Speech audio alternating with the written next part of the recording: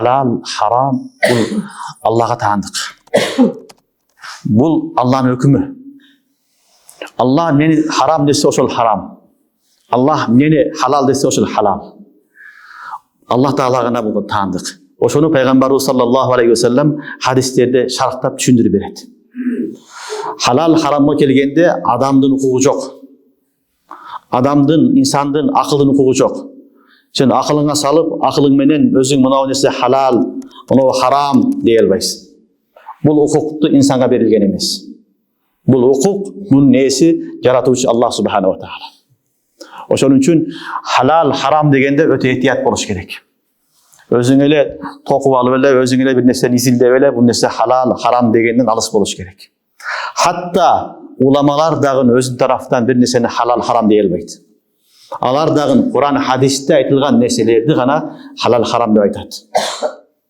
Бул ушундай маселе. Буну ар ким өзү каалагандай кыла турган маселе эмес. Бүгүнкү күндө ушундай доор болуп кетти, элдер көбөйүп кеткен, окумуштуулар көбөйдү, билимдүүлөр көбөйдү, чыгып алып эле бул харам, бул халал дегендер көбөйдү. Жок, андай маселе эмес.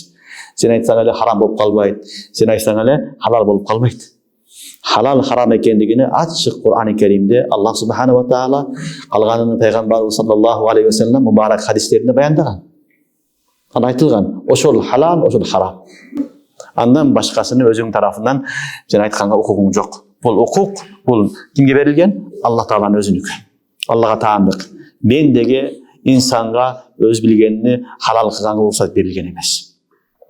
Бул халал, харам маселеси ушундай маселе бизге чейин Адам алейхисаламдан тартып кыяматка чейин бүт бардык динде келген. Бардык динде айтылган. Бул азык, тамактануу баарына муктажбыз. Ошол доордон бери келатат.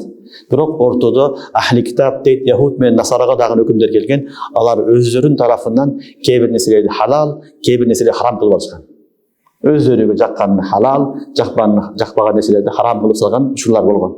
Алар өздөрү динди бурмалаган, бузган. Бирок аларда дагы ушул хакыйкатында ушул нерсе харам деп айтылган жерлер болгон, өкүмдөр болгон, Инжилде болгон, Тавратта болгон. Аны ахли китап өздөрү бурмалап салган, өздөрү жоготуп алган. Түшүнүңөрбү? Ошон үчүн Аллах субханаху ва таала бул нерсени не кылган? Халалды, харамдын маселесини өзүнө таандык кылган.